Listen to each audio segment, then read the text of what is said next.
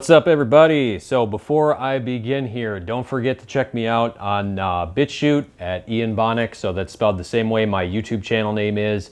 I will probably get banned if I get any sort of traction on YouTube. So in that regard, thank you for being here, especially so early in the beginning. But somebody on BitChute asked me to make a video about what I thought the eviction moratorium would do to the real estate market and kind of the things that are going along with that. And obviously, just to preface it, I'm not a financial advisor. I can't predict the market. As I tell my clients, it's going to go up, down, or sideways. And the other thing that sort of came to me after I made the outline for this is that the reality of the situation now, especially, but I mean, for more or less the last 100 years in the United States, is that the government controls a staggering amount of the economy. And while in some schools of thought that sounds like a good idea, it is not without its consequences. One of those being that it's very, very hard to predict what's going to happen, because it's not as if there's some kind of market determining, let's say, the currency, for instance, the very basis of the economy through price signaling and whatnot. That's not controlled by a market. That's controlled by a very small cabal of elite bankers via the Federal Reserve. So I bring up price signaling because there's so many subsidies and all this other stuff that fundamentally it messes up prices, in that they are meant to be a mechanism used to determine the most efficient distribution of resources. And when the government comes in and starts doing all this little micro adjustments and stuff, it messes up, you know, the system as a whole, kind of like with student loans. So if you're able to get a student loan, you're unable to effectively interact with the labor market, in that the funding for this source is coming from something other than your own labor. You know, normally you would try to do something, not do well at it, and through that failure, you know, it's kind of like society telling you, hey, don't do this, go do that. And when you mess up the labor price signaling, I guess, with student loans, it can make it difficult to make sound financial decisions. So basically, coming to the topic at hand here, as one of the many responses to the coronavirus pandemic, the government, in this case through the CARES Act, put an eviction moratorium, meaning that, like, you can go file for an eviction, but the tenant actually can't be removed. So I guess kind of a plus side to that, if you're a landlord especially, is that while the tenant can't be removed, hopefully these standards will be removed themselves, and the tenant will owe you obviously all the back rent and any damage they've done to the property. If you're familiar with landlording at all, you know that, well, tenants generally, they say don't be gentle, it's a rental for a reason. So the tenants will owe the back rent, and the real problem is that it's likely going to trash their credit and rental histories. So like a guideline I usually give to folks if they're considering about getting into the rental property game is, you know, you want the tenant to have 3 times the gross monthly or 3 times the gross income of the monthly rent. So if the rent's $700 a month, you wanted to make $2,100 a month. You want 3 personal references, 2 landlord references, and no evictions, plus a criminal background check, and that should screen out a lot of the riffraff. But that's definitely going to be something that we're going to have to deal with. I know now we're billions of dollars behind in rents cumulatively. It's not yet as bad as it could be, and we're going to get into that with some of these figures here. So one of the wild cards with the whole idea of this real estate collapse is that inventory, there's like this trifecta going on right now. So inventory is extremely low, meaning that there's no houses for sale. I think there's less houses for sale now on average across the United States than like any time in the last 50 years. So that drives up prices. The other thing is that we have lots of currency creation, which has the effect of inflating the dollar, which has the effect of increasing asset prices. When you combine that with the ultra low interest rates driving demand for more mortgages, it creates this environment where the prices of homes are going to go up and up and up as quickly as they can. I believe in Michigan, at least in my MLS, the increase year over year, I think it was about 10 or 12%, depending on which area specifically you get into. So this is an estimate from the New York Times, so take that for what you will, but they're estimating anywhere between 10 and 15 million evictions. Obviously, with the New York Times being such, we can go ahead and cut that in half, let's say 5 million. And with that, up to 4 persons displaced per eviction. So if we've got 5 million evictions, that's 20 million people that are misplaced. And again, I say take that with a grain of salt, because it's, you know, we all know that the left, that the New York Times is a left-wing media outlet. And it's not as if you're one of these tenants that owes a bunch of back rent that you're immediately screwed. You know, if let's say you haven't paid your rent for the last year and you owe your landlord $9,000, if you intend to live there for a significant amount of time, what you could do is work out a payment plan as part of your rent, or you can work out another payment plan that says, hey, after I move out, I'm going to go ahead and keep paying you what I owe you. So as I had mentioned earlier, we are not like hundreds of billions, but significant amounts of billions of dollars behind in back rents. And then, as I forgot to mention earlier, if you damage the property, you're going to be held responsible for that, and failure to pay that, failure to show up in court and stuff, it's just not going to work out well for the tenant. Unfortunately, many of whom are not very well informed when it comes to like proper business practice and how to like be decent at renting. But so a quick statistic from the National Multifamily Housing Council in January of 2020 for, I believe it was for the month of January. I can't talk, sorry. Long day making videos.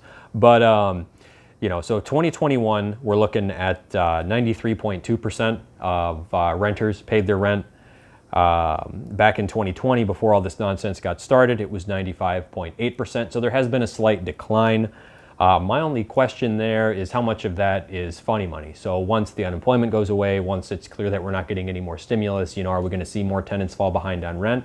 I certainly hope not, but it wouldn't surprise me if, that ended up being the case. But for now, it is good news that, a majority of people, over 90% as a matter of fact, despite not having to pay rent, still are paying it. That's good.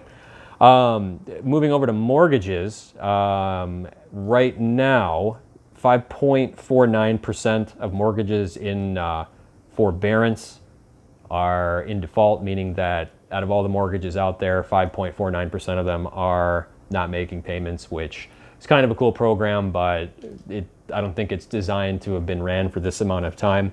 The question then again is how much funny money is involved in keeping that the case. Now, will the market crash? It's tough to say. Before we get into this, my personal thoughts on it are that I don't think the real estate market itself is going to crash altogether. It might be like a state-by-state thing, like here in Michigan, where Gretchen Whitmer has done her best to absolutely destroy the state's economy. We could see a dip. In other states that haven't had that, we may not see a dip. So nationally, it might be a kind of interesting scenario. Keep in mind this is uncharted territory.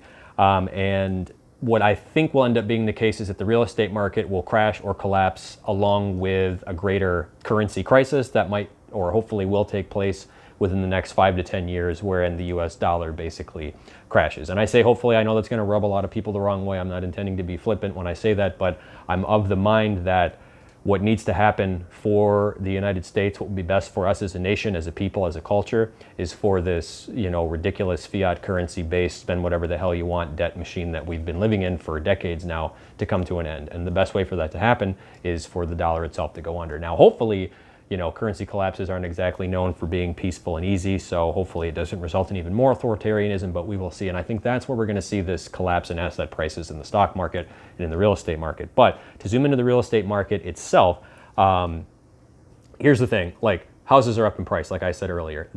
We've seen ridiculously quick rises in prices across the United States. The degree to which that will be sustained is anybody's guess. But the other thing is that the demand from buyers is it's so high, it's unbelievable. I've told many clients, as I mentioned earlier, with the lack of inventory, that this really is the seller's market of a generation. In that, saying the ball is in your court as a seller almost everywhere in the United States now is kind of an understatement, just because there are so few houses to go around. But there's a lot of people who want to buy and are capable of buying because of all the stimulus money they've got, the fact that rates are lower than they ever been.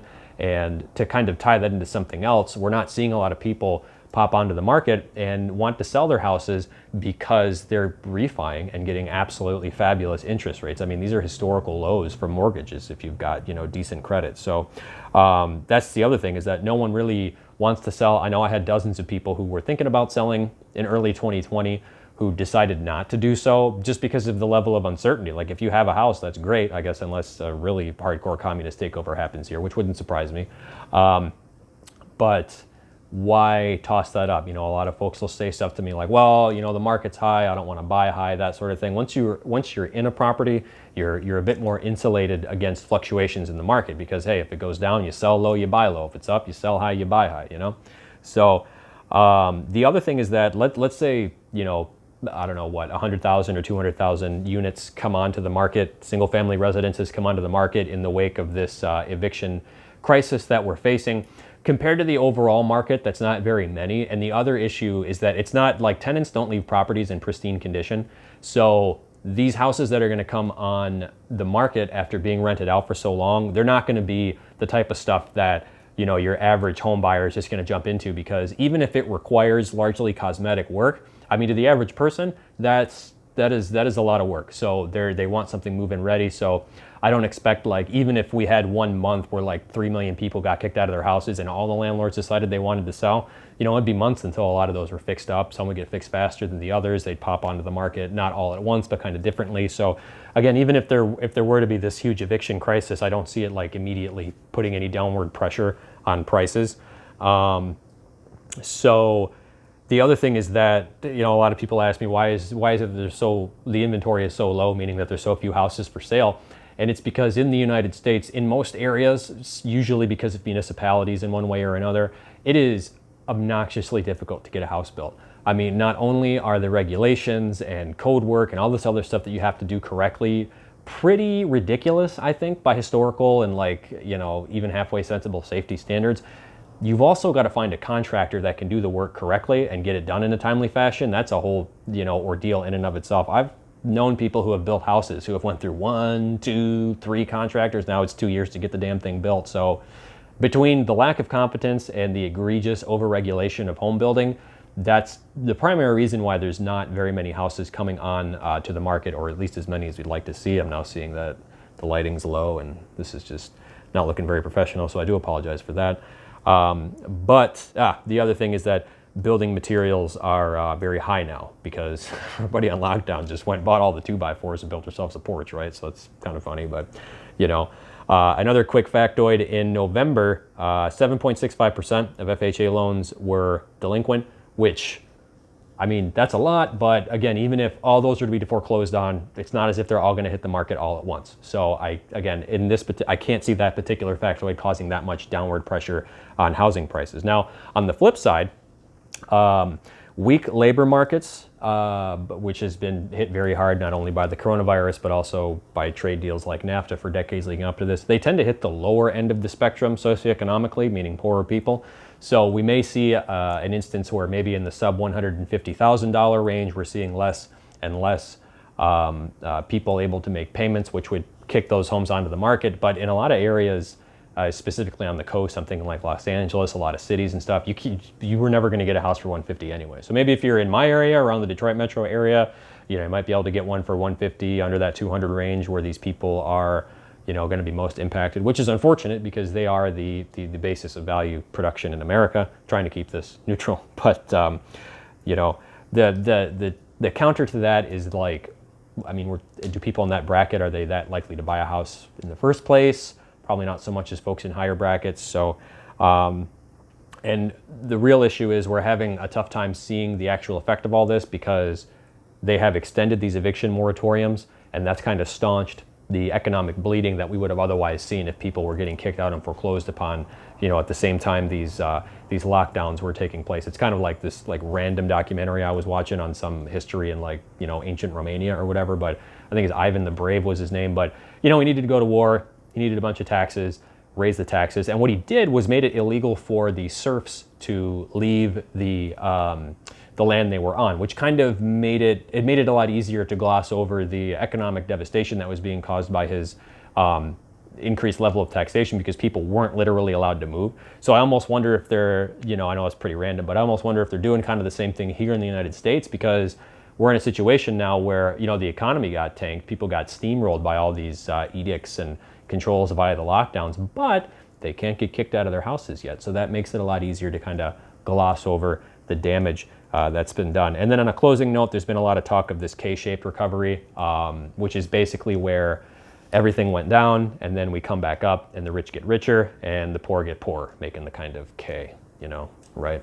So, I mean, that's part and parcel for basically any time in human history, and it's especially bad now because of the amount, like I was talking about in an earlier video with the plutocracy, that we've kind of dealt with the oligarchs and all these rich folks kind of being connected with folks up in the government, making it so that if you already have money and you're that kind of greaseball, it's a lot easier to kind of get in that position. But to close out, like I was saying, I don't think that the real estate market itself is going to experience a crash by itself. Maybe I'm wrong. I mean, that'd be a great buying opportunity for folks if they don't have, if they don't currently own property. But I really think that when it does go down, it's going to be part of a larger crash that's going to hit the economy as a whole that'll be related to the US dollar. So hope that was helpful. Thank you for putting in the request. If you got any questions or you want me to make a video about something, just let me know in the comments, and thanks for stopping by.